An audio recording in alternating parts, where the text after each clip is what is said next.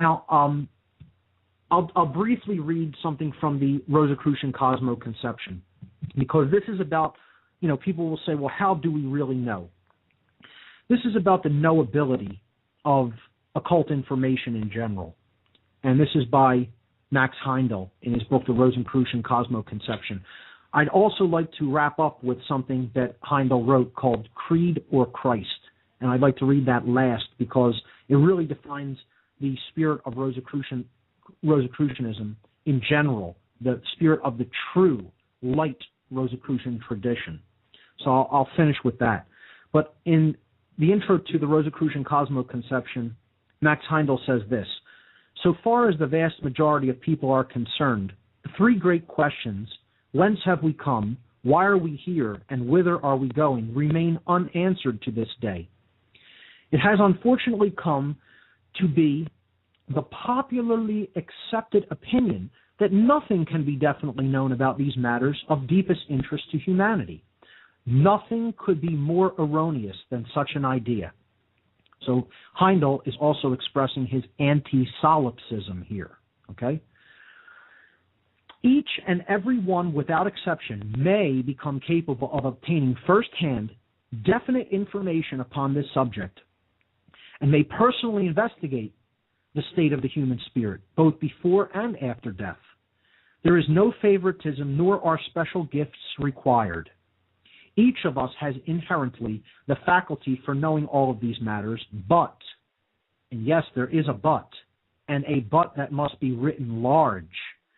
These faculties are present in all, though latent in most people. It requires persistent effort to awaken them, and that seems to be a powerful deterrent. He's talking about the will here that we need to develop within ourselves to become a true individual and a true initiate in search of the truth. Okay, back to the reading. If these faculties, awake and aware, could be had for monetary consideration, even if the price were high, many people would pay it to gain such immense advantage over their fellow men, but few indeed are those willing to live the life that is required to awaken them. That awakening comes only by patient, persistent effort. It cannot be bought. There is no royal road to it. It is conceded that practice is necessary to learn to play the piano, and that it is useless to think of being a watchmaker without being willing to serve an apprenticeship. Yet, when the matter of the soul, of death and the beyond, of the great causes of being, are the questions at issue, many think they know as much as anyone, and have an equal right to express an opinion, though they may never have given the subject an hour's study. As a matter of fact, no one, unless qualified by study of the subject, should expect serious consideration for an opinion. In legal cases, where experts called to testify, they are first examined as to their competency. Where experts are called to testify, they are first examined as to their competency.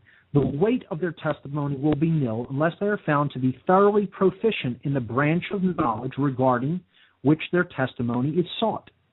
If, however, they are found to be qualified by study and practice to express an expert opinion, it is received with the utmost respect and deference. And if the testimony of one expert is corroborated by others equally proficient, the testimony of each additional man adds immensely to the weight of the previous evidence. The irrefutable testimony of one such man easily counterbalances that of one or a dozen or a million men who know nothing of that whereof they speak. For nothing, even multiplied by a million, will still remain nothing. This is as true of any other subject as of mathematics.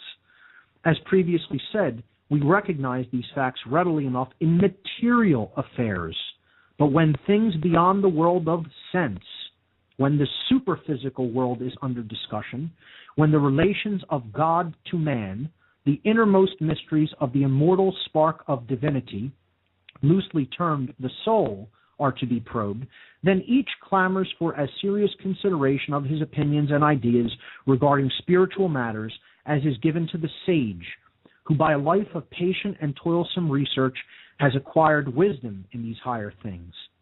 Nay, more. Many will not even content themselves with claiming equal consideration for their opinions, but will even jeer and scoff at the words of the sage, seeking to impugn his testimony as fraud, and, with the supreme confidence of deepest ignorance, asseverate that they know nothing of such matters. It is absolutely impossible that anyone else can. That as they know nothing of such matters, it is absolutely impossible that anyone else can. In other words, what they're saying is, since I am so ignorant in matters such as this, these matters are unknowable. It's a form of solipsism, the ideology of solipsism. Someone who says, well, it's all just a matter of opinion and perceptions are the only reality. Absolutely not. Heindel is saying that an act of will can bring us closer to this knowledge. Okay? He continues to say, the man who realizes his ignorance has taken the first step toward knowledge. The man who realizes his ignorance has taken the first step toward knowledge. If we continue to say, well, I don't really think that I'm ignorant, and I think I have as much of this figured out as anyone else, even though I've really not given much of study to it, but my opinion is equally as valid. That's really the height of ignorance.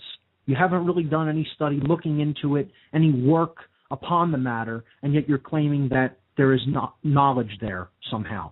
That's the height of ignorance. So he says the man who realizes his ignorance, though, has taken the first step toward knowledge. The path to first-hand knowledge is not easy. Nothing worth having ever comes without persistent effort. It cannot be too often repeated that there are no such things as special gifts or, quote, luck. All that anyone is or has is the result of effort. What one lacks in comparison with another is latent in himself and capable of development by proper methods. We are all capable of coming to higher levels of consciousness and development of the spirit by proper methods and will. Okay? If the reader, having grasped this idea thoroughly, should ask, what must he do to obtain this first-hand knowledge, the following story may serve to impress the idea, which is the central one in occultism, the central story of the occult, the allegorical story. This is one of the central allegorical stories of all occult traditions, whether it be Kabbalistic tradition, Freemasonry, occultism, Rosicrucianism, or any other mystery school tradition. And here it is. A young man came to a sage one day and asked, Sire, what must I do to become wise? The sage vouchsafed no answer. The youth, after repeating his question a number of times with a like result, at last left the sage, to return the next day with the same question. Again, no answer was given, and the youth returned on the third day, still repeating his question, Sire, what must I do to become wise? Finally, the sage turned and went down to a nearby river. He entered the water, bidding the youth to follow him. Upon arriving at a sufficient depth, the sage took the young man by the shoulders, and held him under the water, despite his struggles to free himself. At last, however, he released him, and when the youth had regained his breath, the sage questioned him, Son, when you were under the water, what did you most desire? The youth answered without hesitation, Air, air. I wanted air. Would you not rather have had riches, pleasure, power, or love, my son? Did you not think of any of these? Queried the sage. No, sire. I wanted air, and I thought only of air, came the instant response. Then, said the sage, to become wise, you must desire wisdom with as great intensity as you just now desired air. You must struggle for it, to the exclusion of every other aim in life. It must be your one and only aspiration, by day and by night. If you seek wisdom with that fervor, my son, you will surely become wise. That is the first and central requisite the aspirant to occult knowledge must possess, an unswerving desire, a burning thirst for knowledge, a zeal that allows no obstacle to conquer it.